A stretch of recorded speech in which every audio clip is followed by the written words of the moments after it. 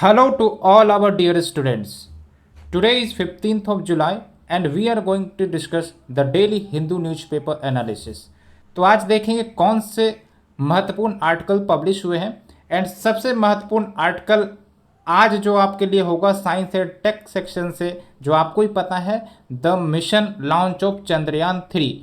तो हालांकि अभी उस पर एडिटोरियल नहीं आए हैं, बट मैं बेसिक ओवरव्यू आपको प्रोवाइड करने का प्रयास करूंगा चंद्रयान 3 के बारे में, ताकि आपकी अंडरस्टैंडिंग बढ़े और आप एग्जामिनेशन पॉइंट ऑफ व्यू से न्यूज़ को एनालिसिस करके अपने लिए रेलेवेंट पॉइंट निकाल सके। और आने वाले समय में मैं एक डिटेल्ड आर्टिकल लेकर आऊँगा चंद्रयान 3 के टॉपिक पर, जो आपके वेरियस एस्पेक्ट्स एंड पॉइंट्स को कवर करेगा ताकि आपके एग्जामिनेशन में मदद मिल सके।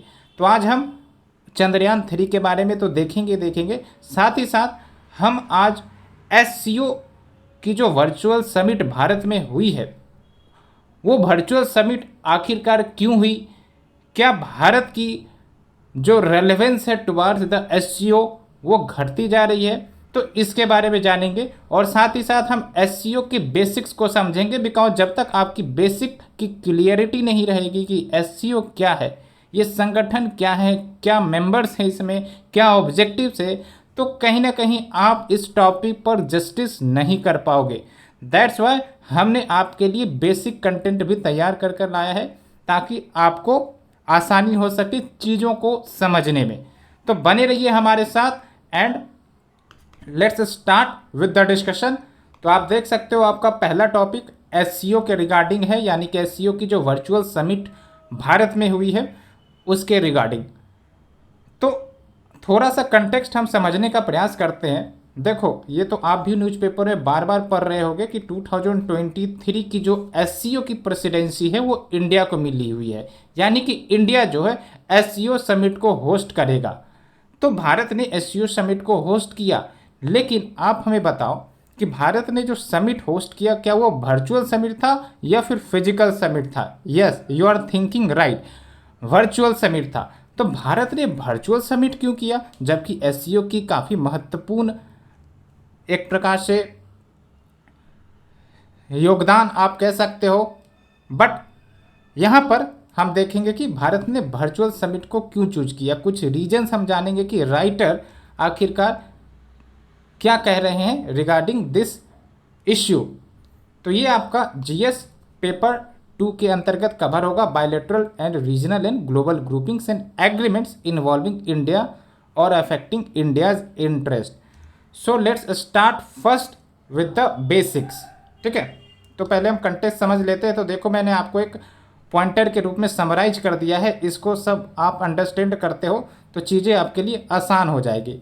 तो कंटेक्स्ट वही है जो राइटर समझाने का प्रयास कर रहे हैं कि अभी हाल फिलहाल में एससीओ वर्चुअल समिट हुई एंड ये बेसिकली जो समिट है ये इंडिया की प्रेसिडेंसी में देखने को मिली। तो राइटर का कहना है कि भाई साहब, आपने फिजिकल समिट नहीं किया, आपने वर्चुअल समिट किया, तो क्या ये डाइल्यूट करता है इंडिया की जो ऑब्जेक्टिव है to get a membership in the SCO? तो यहाँ पर राइटर के पॉइंट ऑफ व्यू को जानेंगे। हालांकि जो official news I from the government, उसमें ये बिल्कुल भी बात नहीं की गई कि हमने वर्चुअल समिट क्यों ऑर्गेनाइज किया, फिजिकल समिट क्यों नहीं ऑर्गेनाइज किया, लेकिन राइटर अपना पर्सपेक्टिव देते हैं कि आखिरकार क्यों वर्चुअल समिट ऑर्गेनाइज की गई है। ठीक है, तो सबसे पहले हम बेसिक की तरफ चलते हैं, एससीओ के बेसिक को जानते हैं, उसके बाद हम इस पीडीएफ पर पहुंचेंगे। तो देखो, जब हम एससीओ की बात करते हैं तो SCO stands for Shanghai cooperation organisation. 2001 में ये बना था, और उस समय जब ये 2001 में बना था तो ध्यान रखना है आपको, उसमें 5 मेंबर्स थे। ठीक है, S5 भी कहा जाता था। उसके बाद उज्बेकिस्तान भी ऐड हुआ इसमें, एंड 2017 में इंडिया और पाकिस्तान को भी इंक्लूड किया गया। फिर अभी आप देख सकते हो 2023 में ईरान को भी ऐड किया गया। तो टोटल इस ऑर्गेनाइजेशन में, इस ग्रुपिंग में 9 मेंबर हो गए हैं। क्या बेसिक ऑब्जेक्टिव है एससीओ का? तो basically resolving the border issue, fight terrorism and bolster regional security, यानी कि रीजनल सिक्योरिटी को इन्हांस करना, as well as countering America influence in Central Asia, यानी कि अमेरिका का जो प्रभाव सेंट्रल एशिया में देखने को मिल सकता है उसको काउंटर करने के लिए it is one of the objective. ठीक है, तो ये ध्यान रखना है। इन ऑब्जेक्टिव्स को एंगल में ध्यान रख के मैं कंटेक्स्ट को डिस्कस करने वाला हूँ, तो best you understand these AIIMS of SCO। तो अब मेंबर की बात कर लेते हैं। तो सबसे पहली बात तो चाइना है, दूसरा कजाकिस्तान है, किर्गिस्तान है, रशिया है, ताजिकिस्तान है, उज्बेकिस्तान है, और इंडिया और पाकिस्तान जो आपका 2017 में मेंबरशिप बना, एंड 2023 में जो मैं ऐड कर रहा हूँ यू कैन राइट, ईरान को भी परमानेंट मेंबरशिप मिल गई है। ठीक है, तो बेसिकली ये हमने चीज़ें डिस्कस की आपके लिए। होप आपको ये बेसिक्स पता चल गया होगा। It is basically intergovernmental regional organisation incorporating these countries having the aim of resolving border issues, fight terrorism, bolster regional security and countering America's influence in Central Asia. और भी इससे regarding details है, but मैं further detail में नहीं जा रहा हूँ, नहीं तो आर्टिकल लंबा हो जाएगा। मैं इन फ्यूचर फर्दर डिटेल्स इस पर लेकर आऊँगा, तो आपको चिंता करने की ज़रूरत नहीं है, बस बने रहना हमारे साथ। ठीक है, जैसे फॉर एग्जांपल इकोनॉमिक कॉपरेशन होगा इन देशों का, ठीक है, कनेक्टिविटी बूस्टअप होगी, टेररिज्म से हम निपटने का प्रयास करेंगे, ठीक है, सिक्योरिटी कॉपरेशन से बढ़ेंगी, ये सब कुछ फर्दर ऑब्जेक्टिव्स हम इनकॉर्पोरेट कर सकते हैं। तो हमने बेसिक डिस्कस कर लिया। अब आते हैं हम अपने कंटेक्स्ट पर। तो बेसिकली राइटर यही कह रहे हैं कि भारत ने जब SCO की प्रेसिडेंसी को संभाला 2023 में, तो more than 134 meetings and events organise किए गए, that was in physical mode या फिर हाइब्रिड मीटिंग। तो फिर आपने मेन समिट को वर्चुअली क्यों ऑर्गेनाइज किया? तो यहाँ पर ऑफिशियल कुछ रीजंस नहीं दिए गए हैं, तो राइटर ने कुछ रीजन बताए कि आखिरकार क्यों ऑर्गेनाइज किए गए होंगे। तो 2-3 पॉइंट्स राइटर रेज करते हैं। पहला तो है चाइना फैक्टर। चाइना फैक्टर इसलिए बिकॉज अभी आप देख सकते हो 2020 के बाद से ही चाइना ने कहीं ना कहीं भारत के सीमा पर कुछ क्लैसेस ऑर्गेनाइज करने का प्रयास किया। बॉर्डर क्लैसेस हमें देखने को मिली थी अलोंग द LAC, चाहे आपका लद्दाख फेस ऑफ हो या पंगंग सो लेक के किनारे जो आपका फेस ऑफ देखने को मिला है ना। तो पहला पॉइंट तो ये बोलते हैं। दूसरा इंपॉर्टेंट पॉइंट है इवॉल्विंग इंटरनेशनल ऑर्डर, यानी कि अभी जो आपका इंटरनेशनल इवेंट्स चल रहे हैं खासकर रशिया यूक्रेन वॉर को लेकर। अब भाई साहब, अब इसमें आपको रशिया भी मेंबर है। अब अगर हम रशिया को फिजिकली समिट में बुलाएंगे तो कहीं ना कहीं एक नेगेटिव सेंटिमेंट जाएगा वेस्टर्न कंट्रीज को या फिर डेमोक्रेटिक कंट्रीज को कि देखो भाई साहब रशिया जो है वॉर में इंगेज्ड है, भारत उसका स्वागत कर रहा है, सत्कार कर रहा है, तो that will give negative connotation to the western countries and वो भारत को ठीक नहीं लगेगा। ठीक है, तो ये 2 इम्पोर्टेंट पॉइंट जो है राइटर ने बोले हैं। ये जो रशिया यूक्रेन वॉर की बात कही गई मैंने इंटरनली आपको रेफरेंस दिया है। ठीक है, और एक और इम्पॉर्टेंट बात जो निकल कर आई कि ये जो आपका चाइना का फैक्टर है उसमें सिर्फ बॉर्डर क्लैसेस ही नहीं है, बल्कि भारत जो महत्वपूर्ण मुद्दे को रेज करता है SCO प्लेटफॉर्म पर। कौन से महत्वपूर्ण मुद्दे को रेज करता है? टेररिज्म का मुद्दा हो गया, ठीक है, कनेक्टिविटी का मुद्दा हो गया। यहाँ पर भी भारत को कोई पॉजिटिव रिस्पॉन्स नहीं मिल रही है। क्यों नहीं मिल रही है? इसका भी कारण मैं आपको बताता हूँ। इसका कारण ये है कि अभी आप देखो जो चाइना है वो बेसिकली पाकिस्तान को सपोर्ट करते रहता है ना। भारत कोई भी स्टेप लेने का प्रयास करता है पाकिस्तान के खिलाफ अगेंस्ट द टेररिज्म, जैसे ऑर्गेनाइजेशन को बैन करने की बात हो या फिर टेररिज्म पर कॉपरेशन इस्टेब्लिश करने की बात हो, तो वो सब कहीं ना कहीं चाइना ब्लॉक कर देता है, चाइना मानने को तैयार नहीं रहता है। तो कहीं ना कहीं भारत को लगता है कि भाई साहब हमारा जो मेन ऑब्जेक्टिव था SCO के साथ जुड़ने का, वो मेन ऑब्जेक्टिव तो फुलफिल ही नहीं हो रहा है। जब वही फुलफिल नहीं हो रहा है तो फिर SCO के ऑर्गेनाइज करने की वर्चुअल मोड में चलो वही सही है ना। तो एक बात तो ये है। दूसरी इंपॉर्टेंट बात ये है कि आपका कनेक्टिविटी वाला। तो कनेक्टिविटी क्या है कि जो आपके एससीओ मेंबर कंट्रीज है उसमें से वन ऑफ द ऑब्जेक्टिव है कि जो कनेक्टिविटी है बिटवीन दीज कंट्रीज वो इन्हांस किए जाए। लेकिन आप देखो चाइना ने जो कनेक्टिविटी प्रोजेक्ट स्टार्ट किया था बीआरआई को लेकर, यानी कि border and road initiative project जो चाइना का है, जिसमें पूरा यूरोप को कनेक्ट करने का प्रयास कर रहा है चाइना, तो वो कहीं ना कहीं भारत की सॉवरेनिटी का हनन करता है। कैसे? बिकॉज ये जो आपका पाकिस्तान ऑक्युपाइड रीजन है भारत का, है ना, जो सीपीईसी है यानी कि चाइना पाकिस्तान इकोनॉमिक कॉरिडोर, जो कि पार्ट है बीआरआई इनिशिएटिव का, बेल्ट एंड रोड इनिशिएटिव का, वो भारत की टेरिटरी से गुजरता है। तो कहीं ना कहीं भारत की सॉवरेनिटी को चाइना रिस्पेक्ट नहीं करता है, तभी तो ये चाइना इतना ज़्यादा इन्वॉल्व हो रहा है भारत के सॉवरेनिटी को, तो हम कह सकते हैं कि वो अफेक्ट करता है। ठीक है, तो ये दो इम्पोर्टेंट पॉइंट्स हमने बताए। और इतना ही नहीं, जो आपका बीआरआई इनिशिएटिव है उसके माध्यम से जो भी आपके एससीओ मेंबर कंट्रीज है उनसे भी जुड़ने का प्रयास कर रहा है। और जो भी कंट्रीज हमने अभी आपको गिनवाए एससीओ के मेंबर कंट्रीज के रूप में, उन्होंने तो बेसिकली बीआरआई प्रोजेक्ट को हरी झंडी ऑलरेडी दे ही दी है। तो इससे क्या निकल कर आता है कि कहीं ना कहीं जो चाइना का डोमिनेंस है इस ऑर्गेनाइजेशन के ऊपर या फिर कंट्री के ऊपर, वो बढ़ता जा रहा है। ये जो देश है वो चाइना की तरफ ज़्यादा नज़दीक आते जा रहे हैं। तो राइटर वही कंसर्न रेज करते हैं कि भाई साहब ऐसे तो चलेगा नहीं ना, इंडिया को भी कहीं ना कहीं फर्दर स्टेप्स लेने की ज़रूरत है ताकि भारत इन देशों को इन्फ्लुएंस कर सके और इन देशों को अपने प्रभाव में ला सके। नहीं तो चाइना जो है वो भारत को रिप्लेस कर देगा इन द यूरेशियन रीजन। ठीक है, तो ये बातें हो गई। तो आप देख सकते हो, despite the negative consequences of the BRI project, SCO members ने इस प्रोजेक्ट को एक्सेप्ट किया, है ना। तो वही बात निकल कर आती है जो मैंने आपको बताया। तो इससे पता चलता है कि जो चाइना का डोमिनेंस है वो यूरेशियन रीजन में बढ़ रहा है, चाइना का जो प्रभाव है वो बढ़ रहा है। और एक बात मैं आपको बताता हूँ कि ये जो आपका चाइना का प्रोजेक्ट है वो कहीं ना कहीं एग्जाम्पल आप कह सकते हो इकोनॉमिक इम्पीरियलिज्म का। इकोनॉमिक इम्पीरियलिज्म में क्या होता है कि हम डायरेक्टली तो कंट्री को कैप्चर नहीं कर रहे हैं, जो कि आज के समय में पॉसिबल नहीं है कि डायरेक्टली कंट्री को कैप्चर करो फिजिकली, है ना, लेकिन इकोनॉमिक पॉइंट ऑफ व्यू से कॉलोनाइज करने का प्रयास करो, लोन दे दो, इंफ्रास्ट्रक्चर प्रोजेक्ट बिछा दो, एंड बाद में जब कंट्रीज इनकेपेबल हो जाए उसे पे करने के लिए तो उसको अपने खेमे में ले लो, अपने प्रभाव में ले लो।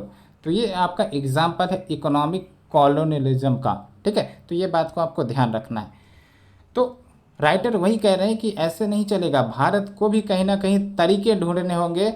India needs to find ways to maintain close ties with these nation. ठीक है, तो भारत जो हमेशा से पॉलिसी चलाता आया है वो कौन सी पॉलिसी है? भारत की सॉफ्ट डिप्लोमेसी पॉलिसी या फिर सॉफ्ट पावर। सॉफ्ट पावर में क्या होता है, हम एजर्टिवनेस नहीं दिखाते हैं, है ना, हम लड़ाई झगड़े में विश्वास नहीं रखते, हम शांति में विश्वास रखते हैं, हम कल्चरल रिलेशंस को एक्सटेंड करने का प्रयास करते हैं ताकि हमारी जो दोस्ती में गहराई है वो बढ़े, हमारा जो रिलेशन है वो और मजबूत हो। एग्जाम्पल के तौर पर राइटर बोलते हैं जैसे आपका बुद्धिस्ट हेरिटेज प्रोग्राम जो चलाए गए हैं, है ना, to attract these countries, to influence these countries. और एक है आपका चाबहार पोर्ट। लेकिन राइटर यहाँ पर बोलते हैं कि चाबहार पोर्ट भी जो परफॉर्मेंस उसका होना चाहिए था वो अभी उतना सही परफॉर्म नहीं कर रहा है। मतलब कि अभी तक तो ये प्रोजेक्ट जो कनेक्टिविटी प्रोजेक्ट है वो कनेक्ट हो जाने चाहिए थे। और चाबहार पोर्ट में क्या था कि जो ईरान का ये बेसिकली लोकेशन है और ईरान में भारत की मदद से चाबहार पोर्ट बनाया गया। तो जो चाबहार पोर्ट है बेसिकली वो अफ़गानिस्तान को कनेक्ट करेगा, अफ़गानिस्तान के माध्यम से हम सेंट्रल एशिया में एक्सेस कर सकेंगे। लेकिन चलो चाबहार पोर्ट तो बन गई, लेकिन जो कनेक्टिविटी प्रोजेक्ट अफ़गानिस्तान में हमें इंश्योर करनी थी उसमें कहीं ना कहीं अभी दिक्कतें आ रही हैं। और एक तो और अभी आप देख सकते हो कि अफ़गानिस्तान में तालिबान गवर्नमेंट आ चुका है, तो एक ये भी मुद्दा निकल कर आता है। तो भारत अभी फ़िलहाल एक्टिव एयर कॉरिडोर इनिशिएटिव ले रहा है सेंट्रल एशियन रीजन या सेंट्रल एशियन कंट्रीज के साथ to ensure their connectivity as well as pragmatic policy regarding Afghanistan. तो ये भारत तो स्टेप ले रहा है, ये इसेंशियल भी है, लेकिन और भी स्टेप्स लेने की ज़रूरत है। ये राइटर बेसिकली समझाने का कोशिश कर रहे हैं, ठीक है। और एक और बात जो राइटर ने कहा है कि ये जो आपका डिक्लेरेशन हुआ, आपको पता है जब समिट ख़त्म होता है तो बेसिकली डिक्लेरेशन निकलते हैं, है ना। जो मेंबर कंट्रीज होते हैं वो अपने अपना डिक्लेरेशन निकालते हैं। तो आपका जो डिक्लेरेशन हुआ उसमें यूक्रेन वॉर का कब कहीं जिक्र नहीं देखने को मिला, है ना। यानी कि जो इंडिया है, पाकिस्तान है या चाइना है, उन्होंने यूक्रेन वॉर के मुद्दे पर कुछ नहीं बोला, ठीक है। होता है ना कि चलो चल रहा है ये यूक्रेन वॉर तो क्रिटिसाइज करें, तो यहाँ पर क्रिटिसाइज नहीं किया। वो बेसिकली इसलिए होता है कि सबके नेशनल इंटरेस्ट या नेशनल प्रायोरिटी होते हैं, है ना। भारत ने भी इस मुद्दे पर कुछ नहीं बोला। ये बेसिकली इसलिए क्योंकि भारत नहीं चाहता है कि भाई साहब हम ज़्यादा इन मुद्दे में इन्वॉल्व हों, है ना। तो ये बात निकल कर आती है। तो राइटर फिर बोलते हैं कि जो वर्चुअल समिट हुआ, चलो एक दो फ़ायदे भी लेकर आया है। पहली बात तो ये कि जो आपका फिजिकल समिट हुआ था एससीओ का, बेसिकली एससीओ जो आपका, ये तो मेन समिट हुआ ना, लेकिन इससे पहले आपके फॉरेन मिनिस्टर समिट भी हुए थे। तो ये जो आपका फॉरेन मिनिस्टर समिट हुआ था तो वहाँ पर रिपल्स देखने को मिला था। आपने भी सुना होगा इसके बारे में कि जो पाकिस्तान के फॉरेन मिनिस्टर थे, ठीक है, उन सब पर कुछ क्रिटिसिज्म वाली बात निकल कर आई थी। तो यहाँ पर वो देखने को नहीं मिला। तो एक पॉजिटिव एस्पेक्ट यहाँ से निकल कर आता है। साथ ही साथ ये है कि अगर भारत फिजिकल समिट करता तो जाहिर सी बात है जो आपके रशियन प्रेसिडेंट इंडिया विजिट करते, है ना, तो कहीं ना कहीं एक नेगेटिव सिग्नल जाता वेस्टर्न कंट्रीज को, ठीक है, कि भाई साहब एक तरफ वॉर चल रहा है, रशिया उसमें इन्वॉल्व है और आप जो है स्वागत कर रहे हो रशिया का। तो एक एम्बैरेसमेंट और कंट्रोवर्सी वाली इशू क्रिएट हो जाती। तो भारत ने हो सकता है इस एंगल को भी ध्यान में रखा होगा to not hold the physical summit. And फिर राइटर बोलते हैं कि देखो भाई, अब जो नेक्स्ट ऑर्गेनाइजेशन की समिट होने वाली है वो है आपका ब्रिक्स समिट। तो ब्रिक्स आपको ही पता है ना, Brazil, Russia, India, China, south Africa, 5 country से मिलकर बना है ना। ये भी आपका एक ऑर्गेनाइजेशन है। तो इसमें भी रशिया है, इसमें भी इंडिया है, इसमें भी चाइना है, ठीक है। तो इसका जो सेशन होने वाला है वो साउथ अफ्रीका में होने वाला है और ये भी उम्मीद है कि रशियन प्रेसिडेंट भी आएंगे। तो भारत का यहाँ पर ये है कि क्या भारत उस समिट को अटेंड करेगा या नहीं करेगा, ये देखने वाली बात होगी। तो ये बेसिकली ओवरव्यू या एस्पेक्ट हमने आपको समझाने का प्रयास किया इस आर्टिकल के अंतर्गत। होप आपको क्लियरिटी से चीज़ें समझ में आ गई होगी, ठीक है। अब चलते हैं हम अपने प्रेजेंटेशन पर। अब आपको कुछ नहीं लगेगा प्रेजेंटेशन समझने में, तो आप देख लो, उसी को हमने आपको बताया है ना। SCO organisation summit virtually held हुई एंड ये कहीं ना कहीं भारत का जो ऑब्जेक्टिव है टू ज्वाइन द एससीओ उसको डाइल्यूट करता है, ठीक है। और जो आपके एससीओ प्रेसिडेंसी के दौरान भारत ने लगभग 134 मीटिंग्स एंड इवेंट्स ऑर्गेनाइज किया। एंड उसके बाद राइटर बोलते हैं चूँकि इतने इवेंट्स समिट्स ऑर्गेनाइज हुए तो कहीं ना कहीं इसको आप हाइब्रिड या फिर फिज़िकल मोड में कर सकते थे। तो ये सब कुछ बातें कही गई, ज़्यादा कुछ इम्पोर्टेंट इसमें नहीं है। अब यहाँ पर मैंने आपको बताया कि क्यों भारत ने समिट को वर्चुअली ऑर्गेनाइज करने का प्रयास किया। तो एक फैक्टर है China acts as a region, यानी कि एक तो चाइना का एंगल इसमें इन्वॉल्व है ना, जिसमें आपको मैंने बताया कि जो क्लैसेस हुए थे एलएसी के long in 2020 and also evolving international order, ठीक है। तो ये सब कुछ कारण है। और फिर ये भी है कि जो आपका टेररिज्म एंड कनेक्टिविटी का जो मुद्दा है जो भारत उठाते रहता है, इस पर जो है चाइना कोई एक्शन नहीं लेता है क्योंकि वो पाकिस्तान का सपोर्ट करते रहता है। ये बात हो गई। जैसे देख लो, पीएम मोदी ने टेररिज्म पर बोला था, some countries use cross border terrorism as an instrument of their policy. उनको शेल्टर प्रोवाइड करता है, टेररिस्ट को शेल्टर प्रोवाइड करता है जबकि एससीओ जो ऑर्गेनाइजेशन है जिसका वन ऑफ द ऑब्जेक्टिव की कॉम्बैट टेररिज्म, तो उन्हें हेजिटेट नहीं करना चाहिए to criticise such nation and there should no be double standards on such serious matter, है ना। तो ये बातें हो गई। उसके बाद कनेक्टिविटी पर बोला गया, ठीक है, कनेक्टिविटी को इम्प्रूव करो, ये एससीओ का one of the important matter है। लेकिन यहाँ पर भारत जो चाइनीज़ प्रोजेक्ट है बीआरआई उसको तो समर्थन नहीं करता है, बाकी सब कंट्री समर्थन करते हैं, ठीक है। क्यों नहीं करता है, तो वो नेशनल सॉवरेनिटी के अगेंस्ट है ये प्रोजेक्ट, मैंने आपको बताया क्यों, ठीक है। तो ये है आपका BRI and CPEC that violets India sovereignty, ठीक है। चाइना के लिए तो बीआरआई प्रोजेक्ट कहा जाता है पाथ ऑफ हैप्पीनेस है that will benefit the whole world, लेकिन आपको ही पता है कि चाइना का जो प्रोजेक्ट है कहीं ना कहीं इकोनॉमिक इम्पीरियलिज्म को इंडिकेट करता है, तो ये बात हमने आपको बताया, ठीक है। फिर है आपका बीआरआई एंड यूरेशियन गेम, जिसमें ये बोले गए हैं कि जो बीआरआई प्रोजेक्ट के निगेटिव कंसिक्वेंसेस क्या होंगे ये मेंबर कंट्रीज को पता है, फिर भी जो मेंबर कंट्रीज हैं वो उन्हें एक्सेप्ट कर रहे हैं, ठीक है। तो ये मैंने कीवर्ड भी आपको लिए लिख दिया है, इकोनॉमिक इम्पीरियलिज्म, और ये आप मेंस आंसर राइटिंग में लिख सकते हो, ठीक है। तो ये बात निकल कर आती है। और जिस प्रकार से चाइना अपने आप को एक्सपेंड कर रहा है इन रीजन में, वो चाइनीज एक्सपेंशनिज्म को इंडिकेट करता है, लेकिन भारत को भी कहीं ना कहीं इस रीजन में अपना प्रभाव बढ़ाने की ज़रूरत है, यूरेशियन रीजन में अपना प्रभाव बढ़ाने की ज़रूरत है। उसके लिए तरीके भारत को निकालने पड़ेंगे, है ना। तो ये बात निकल कर आती है। तो फिर मैंने आपको सॉफ्ट पावर की बात करी कि जो भारत है वो सॉफ्ट पावर की तरफ जाता है, तो भारत बुद्धिस्ट हेरिटेज प्रोग्राम चलाता है ताकि कंट्रीज अट्रैक्ट हो सके, है ना। But despite these projects, despite soft power initiatives, ये सब कहीं ना कहीं मदद नहीं कर रहा है एससीओ के मेंबर्स को भारत की तरफ आकर्षित होने में, है ना। आप देख रहे हो ये मेंबर कंट्रीज फिर भी चाइना की तरफ अलाइन हो जाते हैं। फिर आप देख सकते हो मैंने चाबहार पोर्ट की बात करी, ये बेसिकली अब भी पूरी तरह से कंप्लीट नहीं हो पाया, यानी कि जो फर्दर कनेक्टिविटी है अफ़गानिस्तान सब में वो अभी कंप्लीट नहीं हो पाया है। तो ये सब बातें हैं।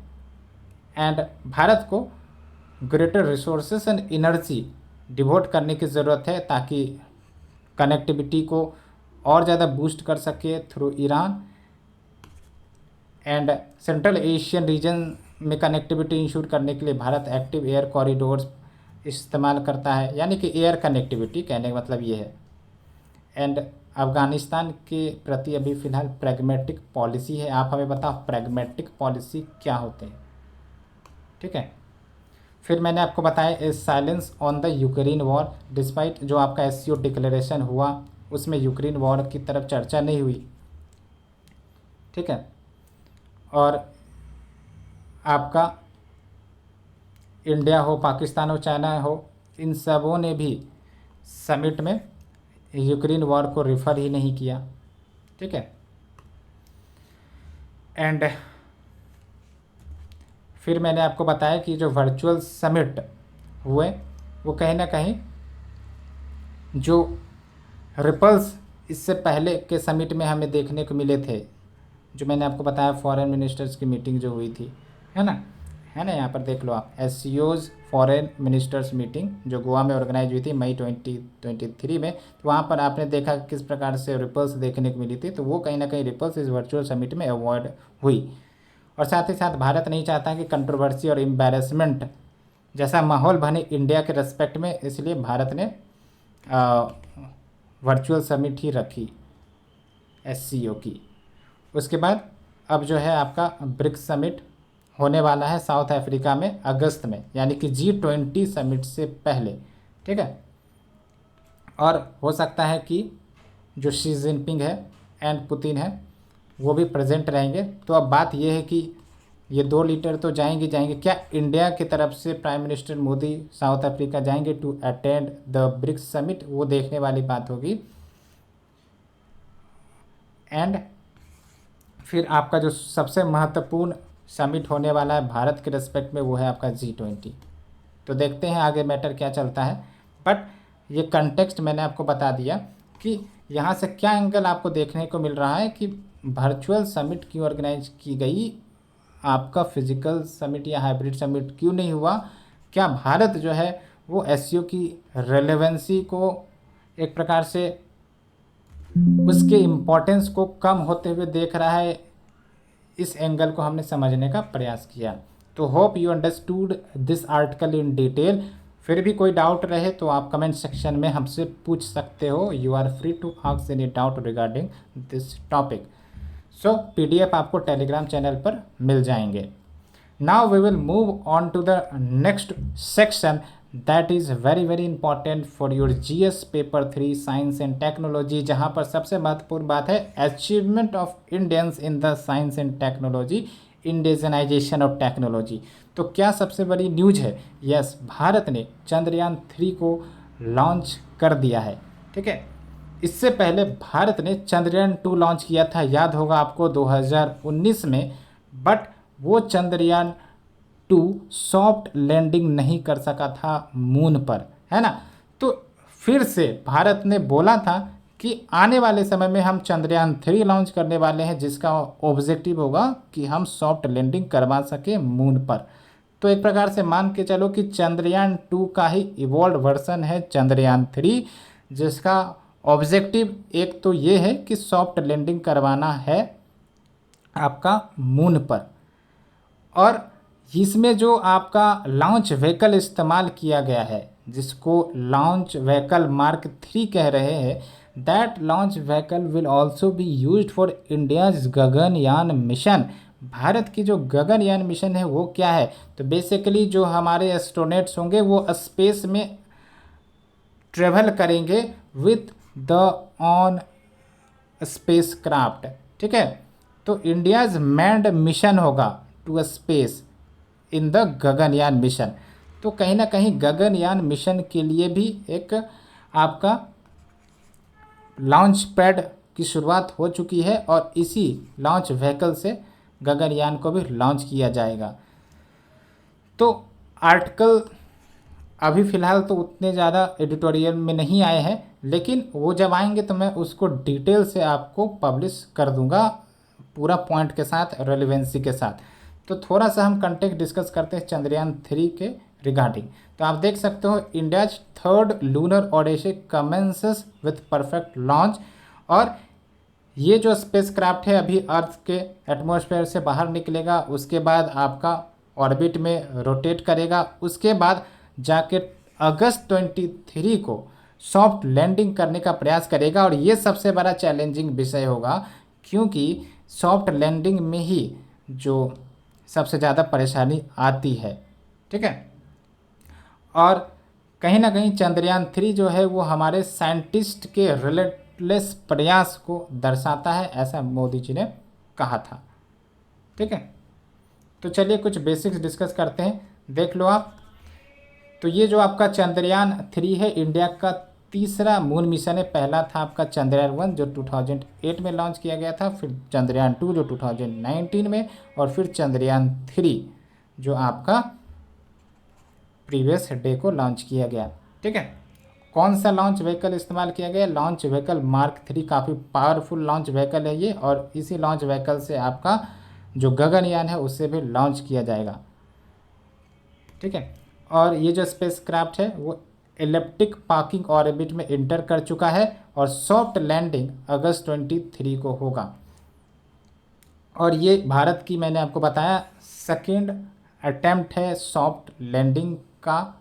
उसमें रोबोटिक इंस्ट्रूमेंट्स होंगे, लैंडर होगा, रोवर होगा। रोवर क्या होते हैं? बेसिकली एक व्हीकल मान लो आप कि जो मून के सरफेस पर मूव करेंगे, है ना, डाटा एनालिसिस करेगा, डाटा गैदर करेगा और फिर वो कम्युनिकेट करेगा इंडिया के जो स्पेस सेंटर है।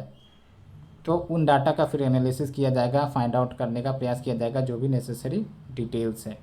और ध्यान रखें कि इससे पहले मात्र 3 कंट्रीज़ हैं जिन्होंने सॉफ्ट लैंडिंग मून पर किया है। एक है आपका यूएस, दूसरा रशिया, तीसरा चाइना। ठीक है, तो कहीं ना कहीं भारत की जो बढ़ते मजबूती टुवार्ड्स द स्पेस सेक्टर उसको इंडिकेट करता है। जैसे मंगलयान की बात कर लो, ये सब आपको ध्यान रखना है, वो सब आपको आंसर राइटिंग में इस्तेमाल होंगे। किस प्रकार से भारत की जो स्पेस कैपेबिलिटी है वो बढ़ रही है, और आने वाले समय में भारत की जो स्पेस एजेंसी इसरो, उसका एक प्रकार से जो पोजीशन है in the space sector at the world level, वो भी बढ़ता नज़र आ रहा है। दैट्स वाई बहुत सारी कंट्रीज अपने सैटेलाइट्स को इंडिया से लॉन्च करवाने का प्रयास करते हैं। क्यों? पहले तो सस्ती पड़ती है, काफ़ी ज़्यादा चीप कोस्ट पर हो जाता है। दूसरी इंपॉर्टेंट बात, एक्यूरेसी भी काफ़ी ज़्यादा मिलती है कि हाँ, अगर सैटेलाइट लॉन्च किए जाएंगे तो सक्सेसफुली जिस ऑर्बिट में उसको इंसर्ट करवाना है वो इंसर्ट हो ही जाएगा। तो ये सब कुछ इंपॉर्टेंट पॉइंट्स है, ठीक है, जो मैंने आपको बताने का प्रयास किया। फिर आप देखो आने वाले समय में भारत आदित्य L1 मिशन को भी लॉन्च करेगा फॉर द सन। फिर गगनयान मिशन है। तो इन सब पॉइंट को ध्यान में रखना है, कहीं ना कहीं आपको यूज करना होगा अपने आंसर राइटिंग में, ठीक है। तो होप यू अंडरस्टूड। तो चंद्रयान 3 का कंटेक्स्ट मैंने आपको बता दिया। Spacecraft enters elliptic parking orbit, soft landing 23 अगस्त को होगा। और देख लो, इंडिया का 3rd मून मिशन है ये, और इसको लॉन्च किया गया लॉन्च व्हीकल मार्क 3 से, या फिर इसी को हम GSLV मार्क 3 कहते हैं, सतीश धवन स्पेस सेंटर, जो कि आपका श्रीहरिकोटा में लोकेटेड है। अब ये आपको बताना है श्रीहरिकोटा कौन से स्टेट का पार्ट है, ये कमेंट सेक्शन में ज़रूर बताएं। और इसमें 3 मेजर मॉडल्स होंगे, प्रोपल्शन मॉड्यूल, लैंडर मॉड्यूल और रोवर। रोवर मैंने आपको बताया वो सरफेस पर चलेगा, वो है ना। लैंडर मॉड्यूल क्या करेगा, जो आपका रोवर है उसको लैंड करवाएगा सॉफ्ट तरीके से, और फिर प्रोपल्सन मॉडल जो लैंडर और रोवर को कैरी करेगा, ठीक है। और ध्यान रखना इसमें ऑर्बिटर नहीं होंगे, बिकॉज ऑर्बिटर तो आपका ऑलरेडी चंद्रयान 2 के दौरान लॉन्च कर दिया गया है ना, तो इस बार ऑर्बिटर को लॉन्च नहीं किया गया है। तो ये सब कुछ डिटेल्स थे, बाकी आपको फर्दर डिटेल जाने की ज़रूरत नहीं है। मेंस के लिए मैं आपको एडिटोरियल में अच्छे से डिटेल से प्रोवाइड करूंगा जब वो एडिटोरियल में आएगा। तो आप देख सकते हो चंद्रयान 3 मिशन, आप डिटेल पढ़ सकते हो, ठीक है। प्रीलिम्स के लिए भी इम्पॉर्टेंट हो सकता है ये, तो ध्यान रखना है आपको। तो मैंने आपको पूरा एक बैकग्राउंड दे दिया है, wait for the editorial to come. उसके बाद मैं इस पर अच्छे से प्रेजेंटेशन बना के आपको कंटेंट डिलीवर करूँगा with respect to the syllabus and with respect to the questions that are asked in UPSC mains. तो hope you understood all these articles. चीज़ें समझ में आ रही हैं, लाइक शेयर कमेंट करना ना भूलें, अपने पॉजिटिव रिस्पॉन्स देना ना भूलें। सो फ्रेंड्स, आज के लिए इतना ही, मिलते हैं अपने नेक्स्ट डिस्कशन में। तब तक के लिए थैंक यू वेरी मच।